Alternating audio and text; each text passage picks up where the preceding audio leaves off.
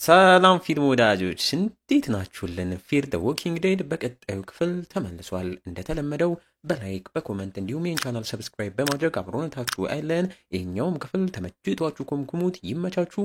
ሰናይ ጊዜ።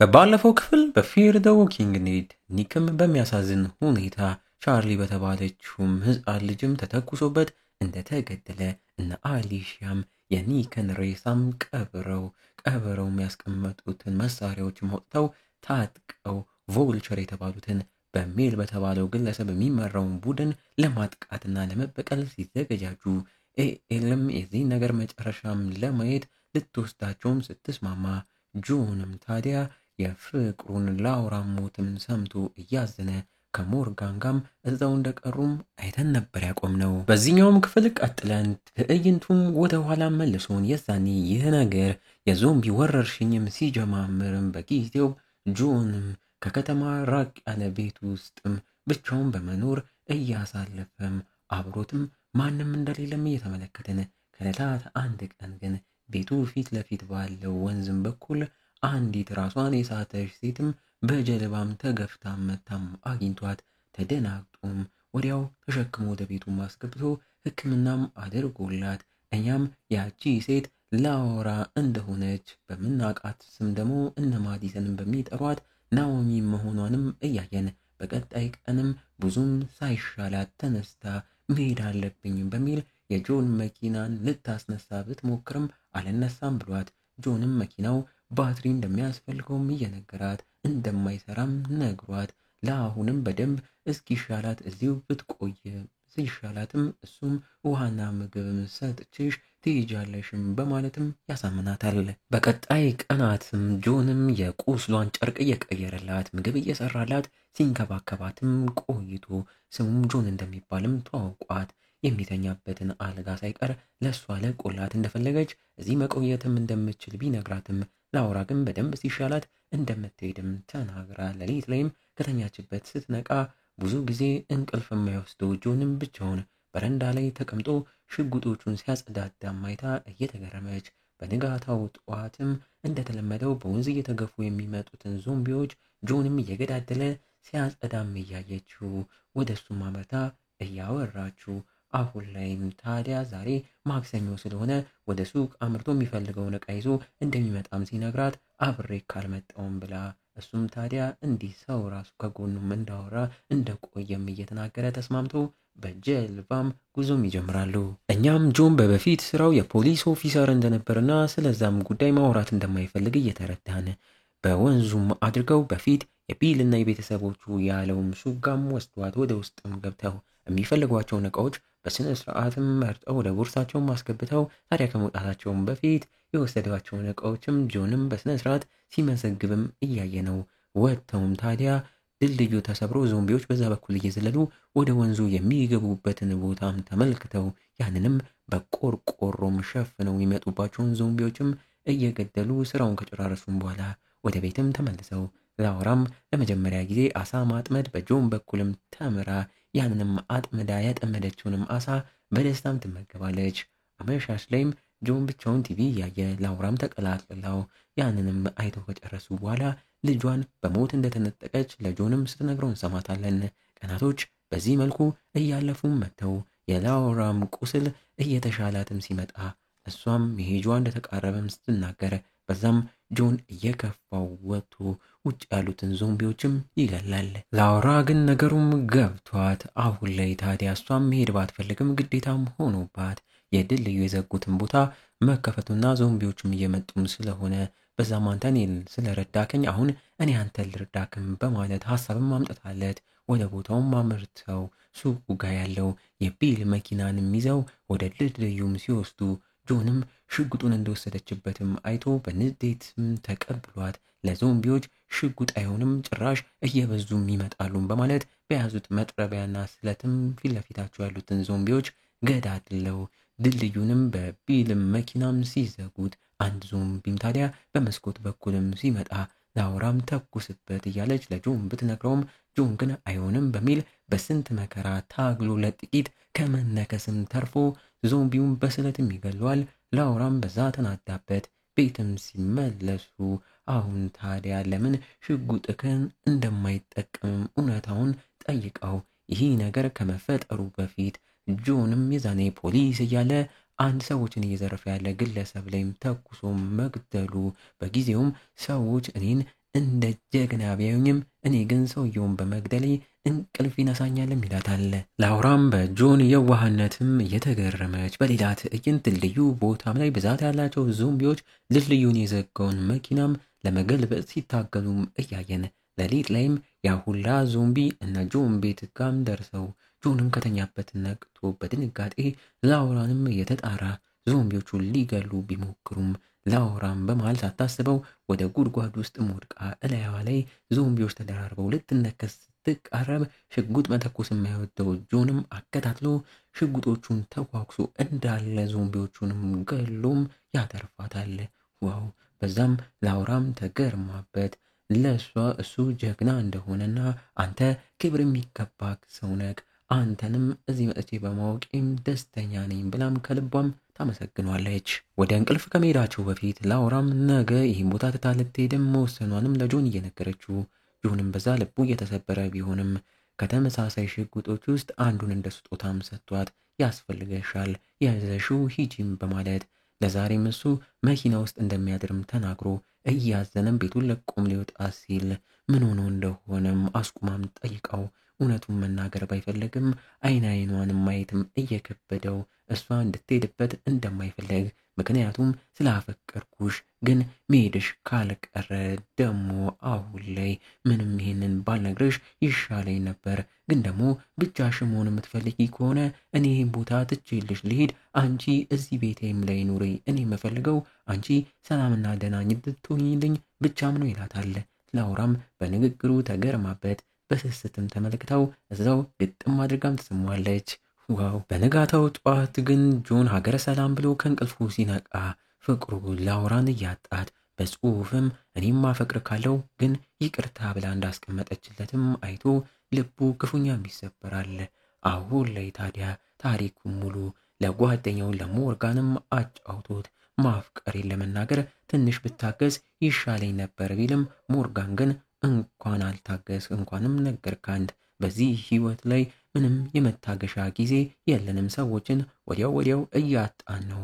አሁንም ታዲያ በህይወትም ለመቆየት የሚደረገውን ሁላ ነገር ማድረግ አለብንም እያለው ለመበቀልና ለመፋለም የሄዱትን እነ ቪክተርን እያነሳ እነሱም የህይወት ትርጉም ስላልገባቸው ለነሱም ልንደርስላቸውና ልናስቆማቸው ይገባልም እየተባባሉም ተነስተው በእግር ጉዞ ወደ እነ ቪክተርም ያደርጋሉ።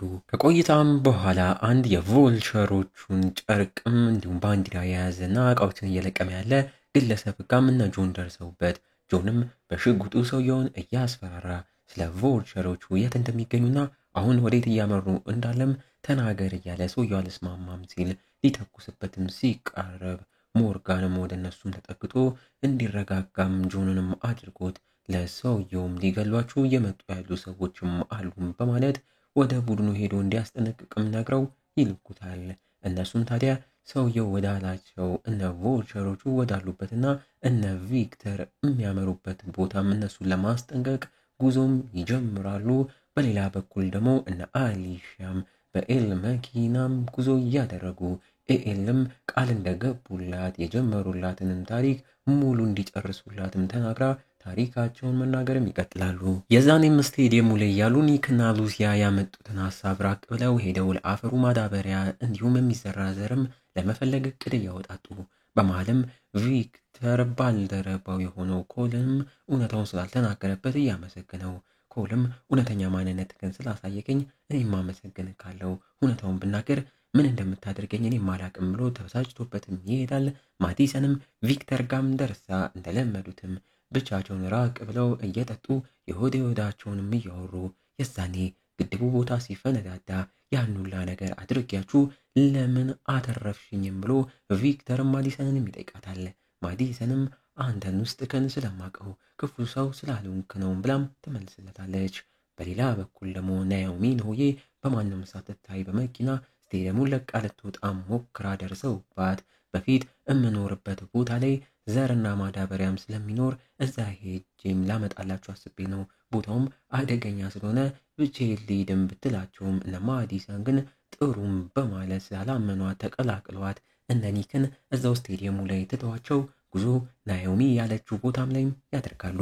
ቦታውም ሩቅ ስለነበረም ታዲያ መሽቶባቸው በመንገዳቸው መሀል ያገኙት ሞቴል ላይም ውስጥ የነበሩትን አንዳንድ ዞምቢዎችም ገለው አዳራቸውን እዛም አድርገው እየተመገቡ ናኦሚንም አሁንም ስላላመኗት የምትወስዳቸው ቦታም ላይ የምር ያለችው ነገር እንዳለም ሲጠይቋት እሷም ታዲያ በመጀመሪያ ትታቸው ልትሄድ እንደነበረ እውነታውንም ተናግራ ቪክተርም እየተበሳጨባት ፈሪ ስለሆነች ነው ትታ ልትሄድ የፈለገችው በማለት እስከ ነገም ትታቸው እንደማትሄድ ምንም እርግጠኛም ስላልሆኑ የመኪናውን ቁልፍም ተቀብሏት በንጋታው ጧት ግን እንደፈሩት ናኦሚን ሆዬ ሌላ መኪና በራሷ ዜደ የመኪናውን ኤሌክትሪክ ቀጣጥላ ማስነስታ እነ ቪክተርን ትታም እንደሄደችና በፊት የምትኖርበት ቦታም ላይ አምርታ በዞምቢም የተጥለቀለቀው ቤት ውስጥም በዞምቢዎቹ ሳትታይ ከፍታም ገብታ በፊት ላይ እዛ የሚኖሩ ሰዎች ሎከሩንም በቁልፍም ከፍታ ውስጥ ያለም ስለ አትክልትና አበቃቀል የተጻፈ መጽሐፍም ማውጣታም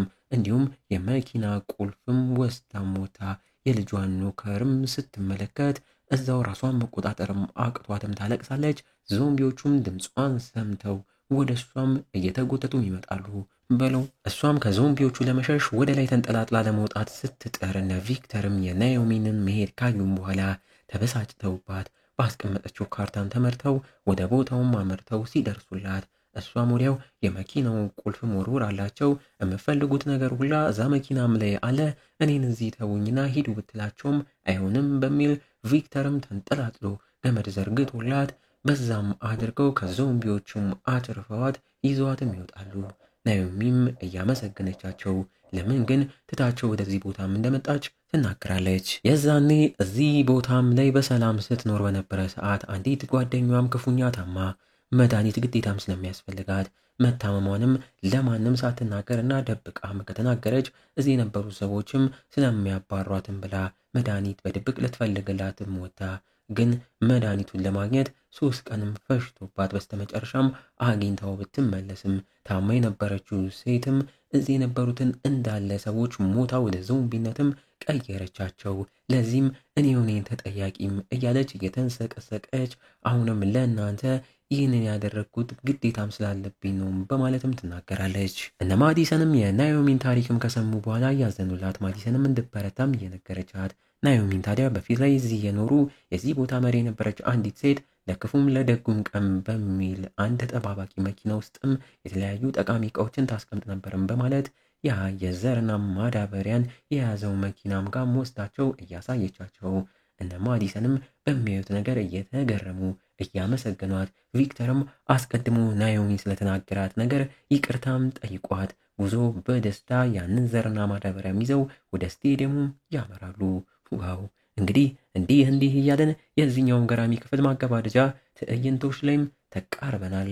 ስቴዲየሙ ቦታም ላይ ማዲሰንም ሲቃረቡ ለቮልቸሩም ያመጡትንም አሳይተውት ሜልም በዚህ እየተገረመ ተስፋ እንዲቆርጥም ሲነግሩት እንዴት በዚህ ቅርበት ውስጥ ይህን ሁላ ዕቃ ልታገኙ ቻላችሁም እያለ እየተበሳጨ አሁን ላይ አማራጭም ስለሌለው እነሱም ከጅምሩ ተነስተው ከዚህ በኋላ ስቴዲየሙ ቦታ ላይ ነፍስ እንዘራለንም ስላሉት ምንም ማድረግም ስላልቻለ ከስቴዲየሙ መግቢያ ቦታ ላይ ሰዎቹንም ሰብስቦ ቦታውን ለቆም ይሄዳል። በዚህም ሁሉም እፎይታም አግኝተው እነ ኒክም በደስታ የመጣላቸውን ማዳበሪያና ዘርም ከመኪናው እያወራረዱ ወደ ስራም ይገባሉ። የጨነቃት ማዲሰን ግን ለልጇ አሊሺያ ለክፉም ለደጉም ቀን በሚል የተለያዩ መሳሪያዎችን እንዲሁም የሚጠቅሙ ምግቦችን አንድ መኪና ውስጥ በድብቅ አስቀምጪም ብላም እንድታስቀምጥም ትነግራታለች። በስተመጨረሻም ትዕይንቶቹ ላይ ወደ አሁን ጊዜም ተመልሰን ቮልቸሮቹን እየጠበቁ ያሉት እና አሊሺያም ጋር ሞርጋንና ጆንም ደርሰውባቸው ቮልቸሮቹንና አስቀድመን አግኝተን ነግረናቸዋል፣ ወደዚህም ቦታም አይመጡም፣ እናንተም ይህንን አታድርጉ እያሉ ሊያስቆሟቸው ቢጥሩም እና አሊሺያም እየተበሳጩባቸው ሳሉ ብዛት ያላቸው መኪኖች በሜል የሚመሩት ቮልቸሮችም እዛም ይደርሳሉ። በለው። የቡድኑ መሪም ሜል ከመኪናው ታጥቆ ወርዶ እየደቀነባቸው ለአሊሻም ለወንድምሽ ኒክ ሞት ይቅርታ አዝኛለሁ ቢላትም አሊሻም በንዴት እሷም ጠበንጇን ደቅናበት እያየችው እኔ ደግሞ በአንተ ወንድም ሞት አላዘንኩም እያለች በመናገር እዛውም ታዲያ የሜል ሬዲዮን በኩል አንዲት ሴትም እያወራችው ቦታውም ላይ ራሷ ሴት በሌላ መኪናም ደርሳ ያቺ ሴትም ከመኪናው ስትወርድና ስናያት ባልጠበቅነው መልኩ ናዮሚን እንደሆነችም እያየን ጆንም ፍቅሩን ሲያያት ማመን እያቃተው ላውራም እያላት እየጠራት ወደ እሷም ሲያመራ አሊሻም ታዲያ ናዮሚን ስታያት በንዴትም ጮኻ ወደ ናዮሚንም ስተኩስ ጆንም ለናዮሚን ተደርጎላት እሱ በጥይቱም ተመቶ መሬት ይዘረራል። ረፍ በቀጣይ ክፍል እንዲህ አጓግቶን ያበቃው ክፍል ላይ ስንመለስ ጆን ይሞት ይሆን? ናዮሚስ በፊት ላይ ከቮልቸሮቹ ጋር ተባብራ ነው እነ ማዲሰንን ስቴዲየም ቦታም ላይ ጉድ የሰራቻቸው? እነ አሊሻስ አሁን ላይ ምን ይውጣቸው ይሆን? አብረን በቀጣዩ ክፍል የምናየው ይሆናል። እና እንዴት ነው ፊልም ወዳጆች? ፊር ዘ ዎኪንግ ዴድ የተሰኘው ምርጥ ሙቪ ወደዳችሁት? በእርግጠኝነት ወዳችሁታል። ታዲያ እንዳይቆም እንዲቀጥል ኮመንት ላይ ይቀጥል እያላችሁ ጻፉልን። እንዲሁም ይቺን ቪዲዮ አነስ ያለች 700 ላይክ ብቻ ዛሬ ነው አስገቧት። ይመቻችሁ፣ ቸር ቆዩልን።